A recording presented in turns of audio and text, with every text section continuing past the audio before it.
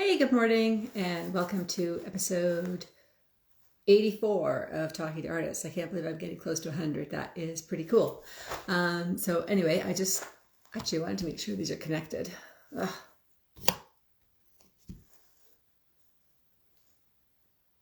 Sorry about that. It was hard to see if they were connected or not. Anyway, I just wanted to welcome you to episode 84 of Talking to Artists. My guest was originally supposed to be the incredible and very dynamic Mark Laberzon. Unfortunately, he had a last minute call that took him away from it. So I thought what I would do is I would work today on just talking about a couple of things that help to promote motivation. So for me, this is something we've been talking about in the mentor group that I'm kind of part of.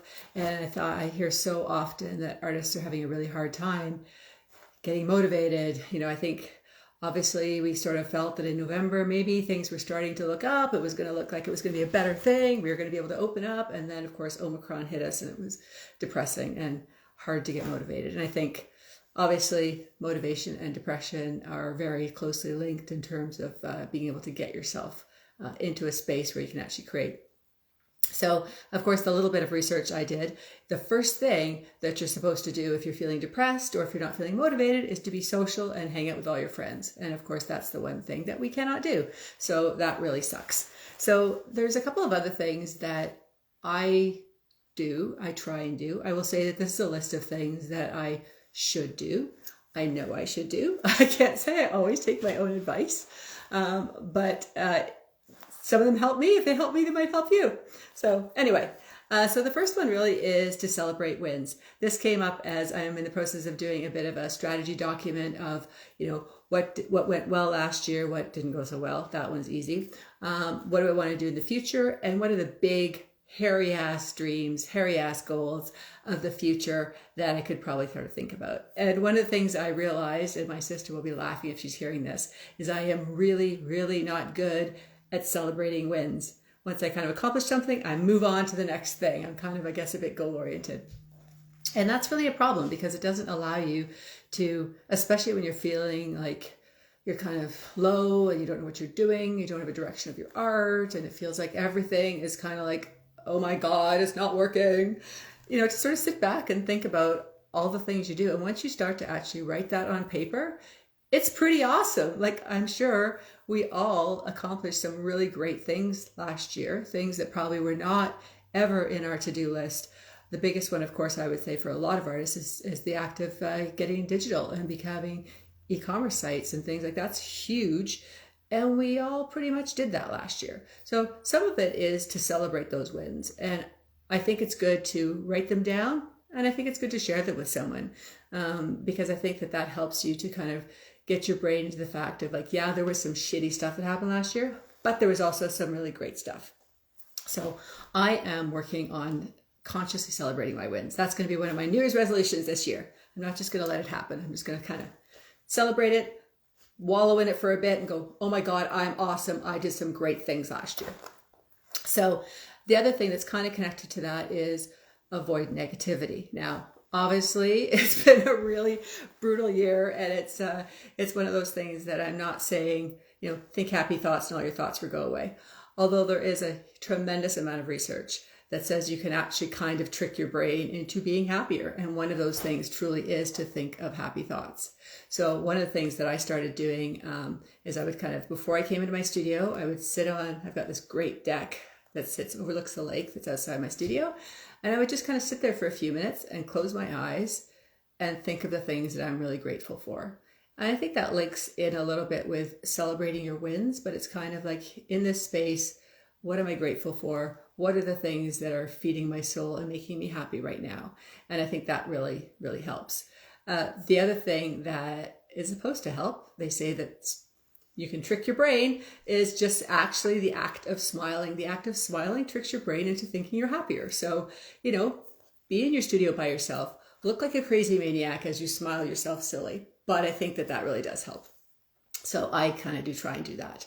And I think there's also a place for and I'm not talking mental health issues or mental health depression at all. So I don't want anybody to think that I'm kind of going, oh, just think happy thoughts, the whole thing will go away. I'm talking about those days when you're just kind of down enough that you just kind of can't get motivated to do what you need to do. So that's really kind of where I'm going with this. So I think part of that too is I've sort of, well, I guess maybe some of the people in my family would say I'm always good at this. It's okay to be selfish. Like, it's okay to take the stuff that you need that feeds your soul. And I think some of it is having that assessment of what's feeding your soul and what's good for you and what's not good for you. And are those things that you're doing because you've been doing them for years really feeding you in a way that is actually nurturing your creativity and nurturing your ability to be in the studio, enjoy it, have it be your happy place. If it's not, I think it's worth writing some of those things down and trying to see whether or not you can transition yourself out of some of those things that are not feeding your soul. I think sometimes we feel, I know I personally sometimes feel a bit weighed down with all of these obligations and all of these obligations to so many different people and to different groups. And sometimes it feels like, for me, that the art comes last amongst all those obligations. I think this is partially that I've been trained through corporate world, that you satisfy the client, you satisfy all these external needs first before you get to do the fun stuff. So of course, for me, the fun stuff, for most of us, the fun stuff is being in the studio, playing, hanging out, painting, things like that. So that's kind of what I'm really going to try and just kind of make that a priority. It's okay to make your art a priority, and I have to tell myself that every day. One of the ways that I am trying to help myself do that is actually to kind of establish routines. So establishing routines is a huge way of getting yourself motivated. And some of this is kind of not doing a whole bunch of things at once, but kind of having an established routine that works for you. So for me, what works for me is also acknowledging that I'm not a morning person. I don't want to wake up at 7 o'clock in the morning and go to the studio. So my husband brings me a cup of tea in bed. I sit there and I read my book. Sometimes I will look through Instagram. I'll do an Instagram post, but I also know myself well enough to know that if I'm not careful, I'm going to get sucked in to, a lot of Instagram posts and read and post and look at things and go to my Facebook and then to open my emails. So what I try and do now, and I'm working on this, I'm a work in progress, is I'm really trying to get into the studio pretty much first thing in the morning. So I get up, I do an Instagram post that I've prepared sort of the night before, so I don't have to think too much about it. I don't do a lot of other stuff on Instagram. I get dressed for success, so I put my painting clothes on, and there's a funny story about that. So I was working years ago when I was doing running the half marathon, and sometimes it was really hard, to get kind of going. You didn't really feel like it. And a friend of mine has a friend, and she said, well, what she does is she kind of says, if I don't feel like running today, that's totally okay. I give myself permission not to run, but I will just kind of put my running clothes on just in case I want to run. And then it's kind of like, well, I've got my running stuff on now. So, I don't have to go for a run, but I'll just put my shoes on. So my shoes get on. And then it's like, I don't have to do my long 5K run, 10K run, whatever. But since my shoes are already on, I may as well just walk to the block and come back. And that will be totally okay if that's all I do today. Well, of course, invariably, by the time you're there, you're kind of mentally committed. So, you kind of do your run, you get back and you feel great about it. But at each one of those stages, you're giving yourself permission to say, I'm going to take a baby step towards doing this, but I'm not going to have to commit myself to having to do it. And that's a really great way of kind of getting motivated. So for me, getting dressed in the morning in my studio clothes, in my painting clothes, is a good step towards my subconscious intention that that's what I'm doing next. I'm going to go into the studio. So, I think that everybody's schedule is going to be different. Obviously, a lot of people love to exercise. I like to exercise. I should probably do more of it. But there's so much proof, again, that, even spending 30 minutes of exercise increases the endorphins of your brain, which increases your happiness, which makes it easier to be motivated, which also is, of course, the state of being that you primarily probably want to be in when you're painting. I certainly do. I like to paint when I'm feeling happy and when I'm feeling joyful. That's not the case for everyone, so I appreciate that.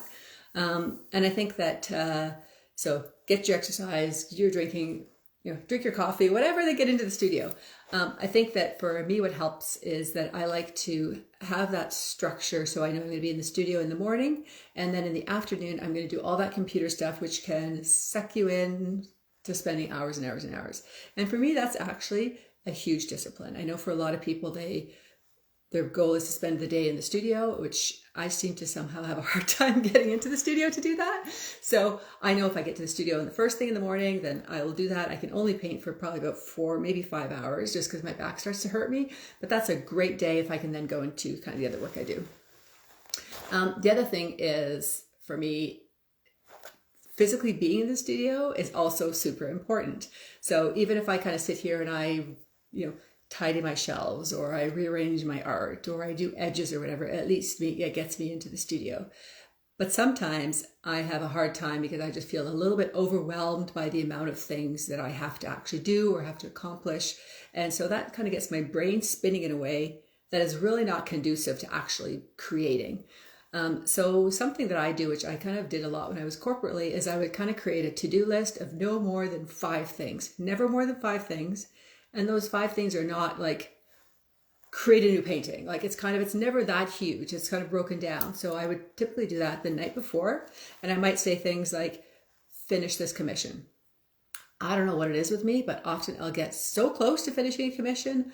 I probably only have to spend maybe an hour on it to finish it and get it to a client. It'll sit like that for 6 weeks. I don't know what it is with me. I think I just don't want to part with it yet. I'm not ready. But anyway, so that would be the kind of thing that I would put on my to-do list, because it's kind of like, finish this commission, probably only going to take me less than an hour, and then it can be done. At the end of the day, I can cross it off, which feels great to actually cross it off. And I can feel that I've got a direction. So when I go into the studio in the morning, I'm like, okay, these are the 5 things I'm going to do today. So I can actually go right in and start doing something. That may not work for everybody. It really, really works for me because I can do my thinking the night before. And in the morning, I can just kind of be a bit of an automaton and have my tea and have my breakfast and wear my clothes and get to the studio and look at my to-do list and start creating. Once I'm creating, I'm totally fine. Sometimes it just takes me a while. I seem to dance around kind of all the other shit I have to do before I can actually get to it. One of the other things that helps a lot of people, it doesn't particularly help me, but maybe because I'm just not really a writer, I don't know, is keeping a journal. So a lot of people will kind of journal what they've done that day, what they're planning on doing, how they're feeling that day, and that kind of helps to kind of execute it. I tend to be more of a talker, so if I'm feeling I need to share information, I will probably, call a friend or do something like that. So I think people have to do whatever works for them. The other key thing is really basic, but get a good night's sleep. Good sleep makes it much easier for you to kind of be positive and motivated and have the energy to do what you need to do. I think, I don't know for everybody, but for me, I find painting is a pretty physical activity. Like I paint standing up and I'm moving around, and I probably get pretty close to my 10,000 steps in as I'm doing that. So, to do that, you got to have the energy. You've got to be well rested. So that's kind of part of it. The other thing on my list that would be there would be baby steps. And some of this is just be kind to yourself. You don't have to be going at 100 miles an hour all the time. And I'm saying this also to myself because I do tend to do that. I tend to have a very packed schedule, and then someone will say, oh, do you want to do this? And I'm like, that sounds like fun. I'll somehow mash that into my schedule, even though practically and reality wise, I really can't fit it in. So I think baby steps is to try and have small, manageable goals that you can achieve, as opposed to kind of thinking, I'm going to do 7 outdoor art fairs this year. If that's overwhelming and if that's daunting, then just kind of look at, what am I going to do today? What am I going to do in a few days? How am I going to focus on one thing at a time, getting that one thing done, and then moving on to the next thing? I think that this list of 5 things for me helps to do that. My brain starts to spin. So you start to think about, and I have to do this over here, and I got to do that San Diego show. I've got to submit to that, and I've got to finish that piece. And, it becomes so much stuff and so much noise that it's hard to settle that out. So some of that is kind of helpful to kind of do more manageable steps. Those manageable steps feed into your wins. It feeds into your accomplishment. It feeds into the fact that you actually are moving forward. And I think that all helps with the motivation to then continue that path of moving forward. And celebrate those baby steps. Like, even if it's a small one, it's like, I rock. I finished that commission. I finally got it to that client. I finally got paid for it. That is awesome. So I think that's always a good thing to do. One of the other things that I found works really well for me is actually having an accountability buddy. And this is a classic kind of mentoring kind of thing, but I think that it's helpful to use in art as well. So part of this, I think, is really building a community of people around you that you feel safe with. So that accountability team is really valuable for if you say you're going to do something, trying to keep you motivated and accountable to doing that. So I have a group of women I meet with every Monday at 11. And we go through things like right now we're working through our strategies of what is our strategy going to be for 2022. Some of that includes what went well last year. Some of that includes our hairy ass goals. But more practically, it's now working on what are the 3 main projects you want to do and how are you going to do that and how are you actually going to deliver those within that year. We share that and there's an accountability there that keeps us all on track. Now, it's not to say that I have a plan, shit hits the fan, life gets crazy, and it doesn't happen. I'm not able to make that goal. That's obviously totally fine and totally acceptable. But I think what it does do is I can tell you there's definitely times when part of this accountability is, you're going to learn new reels or you're going to post 7 things on Instagram. And I'm like, oh my God, I've only posted 6. It's Sunday night. I'm meeting this group on Monday. Better get my shit together and deliver what I said I was going to deliver. I think that's really powerful and really helpful. I also think there's a real power within your accountability team to actually document some of that stuff. So if you say you're going to increase your, Instagram following by 10 this week, then track that. If you're not tracking it, then you don't really know whether or not you have achieved that goal, which means ultimately you're not really being accountable to what your own goals are. And I think these are designed to move you forward. Maybe your part of it is this week I'm going to work in a different medium. I'm going to make sure I have time for play. I'm going to make sure I meditate every day because it's good for me. And those kind of things, your accountability, I think team can kind of keep you on track with. The other part for me about having that group of people that I really trust is I also use that same group for feedback if I'm working on a painting and I'm stuck and I'm not sure where to go. I'm not sure how to move forward with it. It's really great to be able to kind of have people there that I can sort of send it to and say, what do you think and what are your thoughts? And I know that those people will be honest with me. They will be forthright. They will also be able to critique it in a way that is helpful and useful without feeling like they're kind of dumping on you. So that's really important. A lot of these people too, are these people that are on my Fabulous 4 list are people that I'm also very good friends with, which means also if I'm just feeling kind of, I'm not very motivated, I'm having a hard time getting going, then I can call them up and I will often find that, got my earbuds in, painting for a couple of hours, having a conversation. It all gels for me. It comes together. The painting is good. I'm not overthinking it. And I've got to have my social kind of contact. So next thing is time for play. I think that's really important. I think that's come up a couple of times in our group where there's been, especially this time of the year, where everybody's working on creating their portfolios for submissions and they're doing their submissions. I know I'm trying to finish off a couple of pieces so I can finish my submissions. I've got commissions that are due. It feels, again, a little bit like there's all these obligations, fabulous obligations. And with that, I always think comes a little bit of guilt in the sense that I can't believe I'm feeling pissy about having to go in the studio and paint when it's a really awesome job. I mean, let's be honest, it's pretty cool. But I do think sometimes you get caught up in that. And so one of the women in the group has decided that she's going to basically, take like 1 day or 2 days a week or whatever, and she's just going to play. And that's when she's going to do it. And I think that's kind of important to be able to schedule that time if you need to. Like if you're finding it hard to just kind of go, I think I'd like to do some figurative work. I think I'd like to play with clay or something that's completely outside of what you would normally do. If you need to structure it, then structure it. If that's the way that you're actually going to make it happen. For me, I find otherwise it's rolling around in the back of my head all the time, but I don't actually get the chance to kind of do it. I think that this also comes back to some of the creating some structure around your day. So it sounds a bit counterintuitive to structure time to play or structure time to be creative. But what I think that does is it leaves space in your mind to be able to kind of go, oh yeah, that's what I'm going to do today, and that's how I'm having it. And on the flip side, I also do that for things that I don't really want to do. So let's be honest, I don't know. I don't personally love doing my accounting. Pretty sure nobody really loves doing their accounting because we're artists, but it's also critically important to do it. So what I will often do is what I used to do is have Thursday mornings. Maybe that's why I scheduled Talking to Artists on Thursday mornings, so I didn't have to do my accounting anymore. But Thursdays were kind of Thursday mornings were my accounting day. I knew that in the morning, that's what I was going to focus on, which meant that through the rest of the week, I didn't have to worry about it, didn't have to think about it. It doesn't sit in the back of my mind thinking like, I've got to really do my accounting, because I know I am going to spend some time on Thursday morning and I'm going to get it done. And on Thursday afternoon, I'm going to feel awesome because it's something that I have been procrastinating and I've now done. So that's really important. So I think the last thing, I think is really important, and it helps me to become motivated and it helps me get out of a funk, is to give back. Now, I will say there's a caveat within that, because I know I just kind of said, figure out what feeds you and what doesn't feed you. And sometimes giving back in terms of volunteering become overwhelming. But I think it's also a great way to sometimes get out of your own headspace. So by giving back, I would say, obviously I personally volunteer at the Artist Network. I get a huge amount out of that. I get to work with really cool people.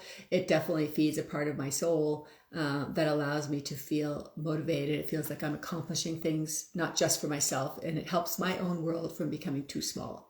I think for me, that's one of the things during COVID that's been a real challenge, is I feel like my world is getting smaller. It's kind of my social circle obviously is getting smaller. The shows I'm doing, the people I'm meeting, everything is getting small, even down to the fact that my Netflix shows are determined for me based on what I've previously watched. I think sometimes it's good to be able to consciously break out of that structure. And so for me, volunteering is a great way to help. Now, you could volunteer at your food bank, you could volunteer at your church, you could volunteer, I don't know, coaching a hockey game for your kids or whatever. But I think that it's good to get out of yourself for a bit.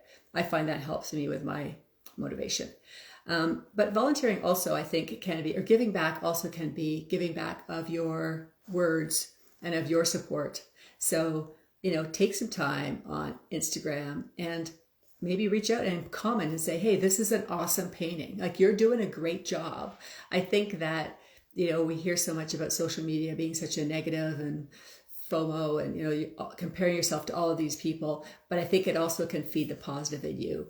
If you're producing something and, you post it and you have a bunch of people that say, hey, thumbs up, you're awesome, you're great, continue, you're doing fine. I think the act of giving that gift to somebody else really then comes back and it feeds you as well, and feeling kind of happy. I'm kind of mixing happy and motivated, because I feel for me, it's hard to get motivated if I'm not feeling happy. So I guess that's where I'm going. The other part of that is retail therapy. I think we all know retail therapy works. I think in this case, one of the best, most awesome things you can do is support each other by buying art from people that you love and admire. I think we totally saw that yesterday at Julia Viestra's Square Foot show. I know a lot of people were artists there. And I also know, because I also bought 4 pieces there last night. I was lucky enough to get in after they broke the site. But I think it's also kind of the artists buying other people's art, other artists' art, supporting local. I think, again, is a great way to makes me feel good, because I was, able to go and spend some money. It was very exciting the way that it all worked out. I got some art I'm super excited to add to my square foot wall. And the artists who participated are, of course, really happy, because it's really gratifying to sell all your art in the first 10 minutes of a show. So that is awesome. So that's a way of doing it. The other thing that I also did last year, which I will definitely do again this year, is participate in the Art and Found Day. For people who haven't heard about that, it's really just you take a piece of art and you wrap it up. I think it's March 12th or 13th, somewhere around that is the Art and Found Day. It's international, so there's artists from all over the world that are participating in this. You package up a piece of your art, you put a letter on it that kind of says, hey, this is art is for free. Whoever finds it gets it, take it home and love it and enjoy it. And you do that. You just leave it somewhere and you hope that somebody finds it. And if they find it, you hope that they let you all know about it, that they've found it and they love it, and hopefully they love it, that they hang it up in their house. So, I think that's another way of getting out of your headspace and giving back. And for me, that all helps me to feel like, okay, I'm pumped now that somebody has loved my work. They've found it at the railway station, and now they have it because I participate in Art and Found Day. That allows me to kind of get back into the studio and back into creating and back into being kind of in this headspace that I personally need to be in when I'm painting. So anyway, those are kind of my thoughts on what I like to do. So primarily, I think it's a combination of getting myself in the right mental headspace to feel happy and to feel joyful, and creating the structure around that, which I always say sounds counterintuitive. A lot of artists don't really like structure, but creating that structure around your days, which means you can kind of work a little bit on autopilot in terms of what you do, what your day looks like, but making sure that that doesn't get to the point that you're not doing the things that you need to do in order to drive your business forward. So I don't know. Hopefully that's helpful. Those are the things that help me. And I hope that some of those helped you too. So on another note, I've actually hired somebody else to kind of take more of my podcasts or my interviews, these Talking to Artists interviews, and converting them into the podcast. So one of the other things I did is I was going through my wins for myself personally, and a combination of wins and also what's feeding me were these Talking to Artists podcasts. Because I originally started them because I really needed to have that social interaction. It was a way for me to get myself into that mental headspace that allowed me to create. And I have to tell you, on Thursday afternoons after I talk to an artist, I am so inspired and I'm so buzzed. I can just hardly wait to get into the studio. So that's why I did these originally. But they also take up a lot of time. And I am a little bit, I'm a little bit frustrated in the sense that I feel like there's so much shared knowledge in these interviews that artists have been so honest about in terms of sharing their thoughts and their struggles and their inspirations and their business tips. And I just cannot seem to get the word out. So anyway, I was going to drop them. I was going to stop doing them. And I had a whole bunch of people say, no, you can't do that. So what I would ask is if you have a chance, if you can just share the podcast with people. It's anywhere you find your podcast, Spotify or Apple Podcasts. We have 40 episodes that are up there right now, and I hope to get the next sort of 40 up there in the next few months, but there should be enough to keep people busy. So if you can go and subscribe, make a comment, share it, I would really appreciate it. They're not monetized. I'm not selling classes. I'm not going to actually personally get anything out of it except for the satisfaction that I just feel like we have so much learning within this community and so much sharing, and it's such a generous community that I just want more and more people to kind of have access to that. So anyway, if you can do it, that'd be great. Coming up next, we do have Christina Soldano. So she is an artist out of California, Northern California. And she's one of the artists that I did the Women X San Diego film with. So I'm really looking forward to talking to her and seeing what she has going on. And then we have a couple of artists who are doing the Pirate Squared show. So that is coming along super well. Really, really excited about it. Sandy Middleton will be actually on Friday. So we've got Christina on Thursday, Sandy on Friday, because Sandy can't do Thursdays. And then we have a number of the other pirate artists that are coming up in the next couple of weeks. So as always, if you're interested in being a guest, if you got cool stuff to share and talk about, I would love to hear from you. So thank you so much. I hope this was helpful. Hope it wasn't too rambly. If there's anything that you can think of that I should be adding to this list, then please let me know. That would be awesome. So have a great day and happy studio time. We'll talk to you later. Bye.